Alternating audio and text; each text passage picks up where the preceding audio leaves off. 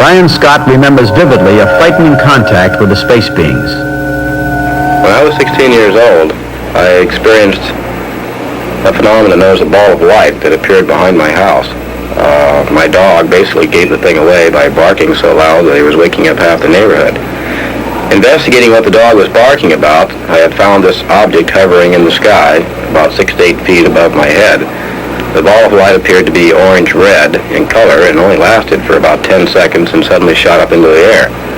From this experience, at that time, I didn't make too much of it. My most important intent was to get the dog to be quiet so my parents would not be aroused at 2 a.m. returning from a 16-year-old birthday party for myself.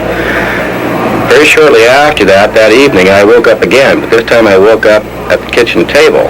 And when I woke up, I found myself with a big mess all over my arm. And apparently somewhere during that sleep period, I'd managed to jab and tattoo this object into my right forearm, which appears to be a spider. From that time, we moved up to 1971, where I had actually physical contact with aliens in the Arizona desert. It was their request at that time that I would journey to the Nazca Plains, and I would find from that the information basically to be able to bring back some of the cultural studies that were going on around the Incas and so forth, and the pre-Incas. Nothing about the spider when I was 16 made very much sense. In 71, it didn't make much sense either. But in 75, when we really got into all this and started taking some of the journeys they requested me to do, we did find that some of the stuff they were talking about was being to tie in. And apparently it became something that I myself had eventually asked, why me? Why did he particularly get into this thing with me? And I found out that it wasn't just a me situation. Apparently, to begin with, I was in the wrong place at the right time, or totally the wrong place at the wrong time. But it was based on my decision to take the next step if the information they were giving me was going to be valid at all. And once we began to research and actually dig into it, myself and a few associates, different various investigators and such from leading UFO organizations, we found out that the relationship between the spider on my right forearm and the Nazca Plains were identical.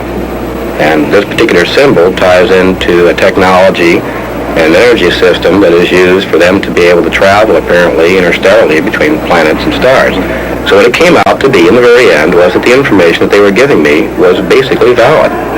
And what they were telling me, I had some belief in what they were saying. It was from that point that I decided that if the information they could bring forth to me or through me and other people who have had an experience like this could be put together in some nutshell where we might be able to offer the information to the general public in a way where it would actually prove the phenomena as being either real or unreal, we might be able to get a handle on this UFO thing, the unknown.